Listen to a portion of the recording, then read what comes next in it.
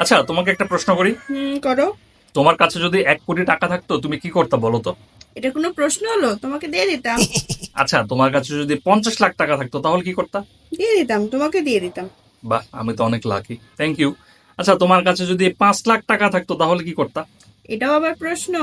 1 কোটি দিয়ে দিচ্ছি, 50 লাখ দিয়ে দিচ্ছি, আর 5 লাখ দিব না? এটাও বাহ, দিয়ে দিতাম। অনেক ধন্যবাদ তোমাকে।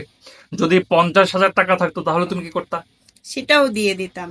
আমার টাকা তো তোমার টাকাই, তাই না? আমি তো এভাবে কখনো ভেবে দেখিনি। অনেক ধন্যবাদ তোমাকে। আমি খুব লাকি আসলে, আমি বুঝতে পারছি।